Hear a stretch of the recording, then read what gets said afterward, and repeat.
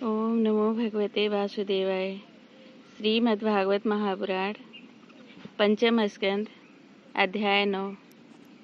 भरत जी का ब्राह्मण कुल में जन्म। श्री सुखदेव जी कहते हैं, राजन, आंगिरस गोत्र में सम, दम, तप, स्वाध्याय, वेदाध्ययन, त्याग, अतिथि आदि को अन्न देना, संतोष, तितिक्षा, विनय विद्या, कर्म विद्या, अनुसूया, दूसरे के गुणों में दोष न ढूंढना, आत्मज्ञान, आत्मा के कर्तृत्व और भोक्तृत्व का ज्ञान एवं धर्म पालन जनित सुख, सभी गुणों से संपन्न एक श्रेष्ठ ब्राह्मण थे।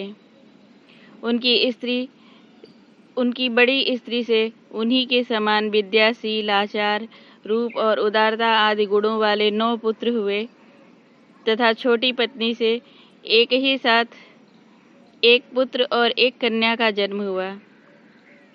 इन दोनों में जो पुरुष था वह परम भागवत राजर्षि शिरोमणि भरत ही थे। वे मृग शरीर का परित्याग करके अंतिम जन्म में ब्राह्मण हुए थे, ऐसा महापुरुषों का कथन है।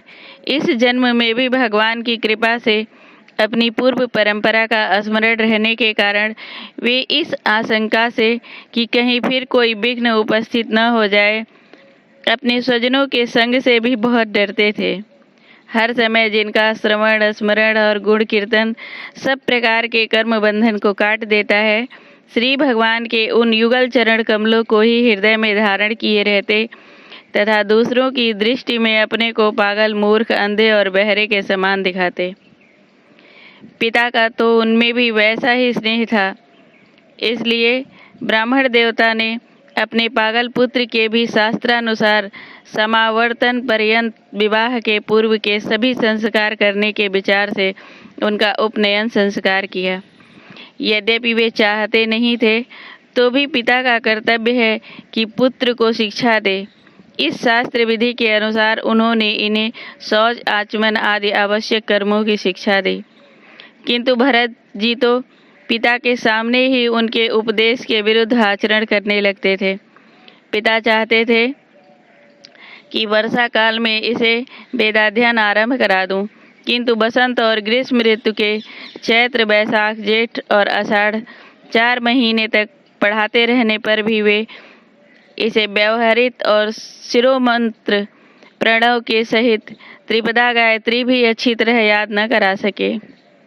ऐसा होने पर भी अपने इस पुत्र में उनका आत्मा के समान अनुराग था, इसलिए उसकी प्रवृत्ति न होने पर भी वे पुत्र को अच्छी तरह शिक्षा देनी चाहिए।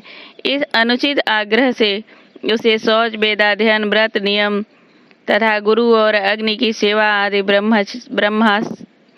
ब्रह्मचर्य आश्रम के आवश्यक नियमों की शिक्षा देते ही रहे।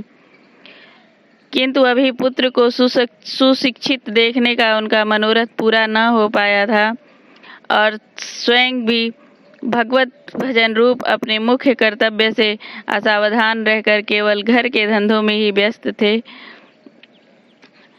कि सदा सजग रहने वाले काल भगवान ने आक्रमण करके उनका अंत कर दिया। तब उनकी छोटी भार्या अपने गर्भ से उत्पन्न हुए दोनों बालक अपनी सौत को सौंपकर स्वयं सती होकर पति लोक को चली गईं। भरत जी के भाई कर्मकांड को सबसे श्रेष्ठ समझते थे। वे ब्राह्मण ज्ञान पराविद्या से सर्वथा अनभिज्ञ थे, इसीलिए उन्हें भरत जी का प्रभाव भी ज्ञात नहीं था। वे उन्हें निरा मूर्ख समझते थे। अतः पिता के परलोक सिधारने पर उन्होंने उन्हें पढ़ाने लिखाने का आग्रह छोड़ दिया। भरत जी को मान अपमान का कोई विचार नहीं था। जब साधारण नरपशु उन्हें पागल, मूर्ख अथवा बहरा कहकर पुकारते, तब वे भी उसी के अनुसार भाषण करने लगते। कोई भी उनसे कुछ भी काम कराना चाहते तो वे उनकी इच्छा के अनुसार कर देते। बेगार के रूप में, मजदूरी के रूप में, मांगने पर अथवा बिना मांगे जो भी थोड़ा बहुत अच्छा या बुरा अन्न उन्हें मिल जाता, उसी को जीभ का जरा भी स्वाद न देखते हुए खा लेते। अन्य किसी कारण से उत्पन्न ना होने वाला स्वतः सिद्ध केवल ज्ञानानंद स्वरूप आत्मज्ञान उन्हें प्राप्त हो गया था। इसलिए शीतोष्ण, मान अपमान आदि द्वंद्वों से होने वाले सुख दुख आदि में उन्हें देहाभिमान की स्फूर्ति नहीं होती थी। वे सर्दी, गर्मी, वर्षा और आंधी के समय सांड के समान नंगे पड़े रहते थे। उनके सभी अंग हृष्ट पुष्ट एवं गठे हुए थे। वे पृथ्वी पर ही पड़े रहते थे, कभी तेल उपटन आदि नहीं लगाते थे, न कभी स्नान ही करते थे।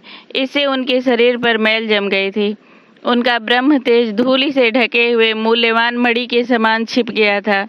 वे अपनी कमर में एक मैला कुचैला कपड़ा लपेटे रहते थे।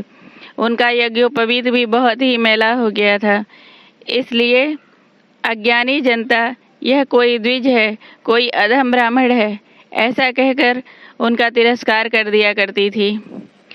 किंतु वे इसका कोई विचार न करके स्वच्छंद विचरते थे। दूसरों की मजदूरी करके पेट पालते देख जब उनके भाइयों ने खेत की क्यारियां ठीक करने में लगा दिया, तब वे उस कार्य को भी करने लगे। परंतु उन्हें इस बात का कुछ भी ध्यान न था कि उन क्यारियों की भूमि समतल है या ऊंची नीची, अथवा वह छोटी है या बड़ी। उनके भाई उन्हें चावल की कनी, खली, भूसी, भुने हुए उड़द अथवा बर्तनों में लगी हुई जले अन्न की खुरचन जो कुछ भी दे देते, उसी वो अमृत के समान खा लेते थे। किसी समय डाकुओं के सरदार ने, जिसके सामंत शूद्र जाति के थे, पुत्र की कामना से भद्रकाली को मनुष्य की बलि देने का संकल्प किया। उसने जो पुरुष पशु बलि देने के लिए पकड़ मंगाया था, वह दैववश उसके फंदे से निकलकर भाग गया। उसे ढूंढने के लिए उनके सेवक चारों ओर दौड़े, किंतु अंधेरी रात में आधी रात के समय कहीं उसका पता न चला। इसी समय दैव योग से अकस्मात उनकी दृष्टि इस आंगिरस गोत्रीय ब्राह्मण कुमार पर पड़ी, जो वीरासन में बैठे हुए मृग, बारह आदि जीवों से खेतों की रखवाली कर रहे थे। उन्होंने देखा कि यह पशु तो बड़े अच्छे लक्षणों वाला है, इससे हमारे स्वामी का कार्य अवश्य सिद्ध हो जाएगा। यह सोचकर उनका मुख आनंद से खिल उठा और वे उन्हें रस्सियों से बांधकर चंडिका के मंदिर में ले आए। तदंतर उन चोरों ने अपनी पद्धति के अनुसार विधि पूर्वक उनको अभिषेक एवं स्नान कराकर कोरे वस्त्र पहनाए तथा नाना प्रकार के आभूषण, चंदन, माला और तिलक आदि से विभूषित कर अच्छी तरह भोजन कराया। फिर धूप, दीप, माला, खील, पत्ते, अंकुर और फल आदि उपहार सामग्री के सहित बलिदान की विधि से गान, स्तुति, मृदंग एवं ढोल आदि का महान शब्द करते हुए उस पुरुष पशु को भद्रकाली के सामने नीचा सिर करा के बैठा दिया। इसके पश्चात 10 युवराज के पुरोहित बने हुए लुटेरों ने उस नर पशु के रुधिर से देवी को तृप्त करने के लिए देवी मंत्रों से अभिमंत्रित एक तीक्ष्ण खड्ग उठाया। चोर स्वभाव से तो रजोगुणी तमोगुणी थे ही, धन के मद से उनका चित्त और भी उन्मत्त हो गया था। हिंसा में भी उनकी स्वाभाविक रुचि थी। इस समय तो वे भगवान के अंश स्वरूप ब्राह्मण कुल का तिरस्कार करके स्वच्छंदता से कुमार्ग की ओर बढ़ रहे थे। आपत्तिकाल में भी जिस हिंसा का अनुमोदन किया गया है, उसमें भी ब्राह्मण वध का सर्वथा निषेध है। तो भी वे साक्षात ब्रह्म भाव को प्राप्त हुए बैरहीन तथा समस्त प्राणियों के सुहृदय एक ब्रह्मर्षि कुमार की बलि देना चाहते थे। यह भयंकर कुकर्म देखकर देवी भद्रकाली के शरीर में अति दुस्सह ब्रह्म तेज से दाह होने लगा और वे एकाएक मूर्ति को फोड़कर प्रकट हो गईं। अत्यंत असहनशीलता और क्रोध के कारण उनकी भौहें चढ़ी हुई थीं तथा कराल दाढ़ों और चढ़ी हुई लाल आंखों के कारण उनका चेहरा बड़ा भयानक जान पड़ता था। उनके उस विकराल वेश को देखकर ऐसा जान पड़ता था मानो वे इस संसार का संहार कर डालेंगी। उन्होंने क्रोध से तड़क कर बड़ा भीषण अट्टहास किया और उछलकर उस अभिमंत्रित खड्ग से ही उन सारे पापियों का सिर उड़ा दिया और अपने गढ़ों के सहित उनके गले में बंधा हुआ गरम गरम रुधिर रूप अश्व पीकर अति उन्मत्त हो ऊंचे स्वर से गाती और नाचती हुई उन सिरों को ही गेंद बनाकर खेलने लगी। सच है, महापुरुषों के प्रति किया हुआ अत्याचार रूप अपराध इसी प्रकार ज्यों का त्यों अपने ही ऊपर पड़ता है। परीक्षित, जिनकी देहाभिमान रूप सुदृढ़ हृदय ग्रंथि छूट गई है, जो समस्त प्राणियों के सुहृद एवं आत्मा तथा बैरहीन है, साक्षात भगवान ही भद्रकाली आदि भिन्न भिन्न रूप धारण करके अपने कभी न चूकने वाले कालचक्र रूप श्रेष्ठ शस्त्र से जिनकी रक्षा करते हैं और जिन्होंने भगवान के निर्भय चरण कमलों का आश्रय ले रखा है, उन भगवत भक्त परमहंसों के लिए अपना सिर कटने का अवसर आने पर भी किसी प्रकार व्याकुल न होना, यह कोई बड़े आश्चर्य की बात नहीं है। प्रेम से बोलो श्री भागवत भगवान की जय।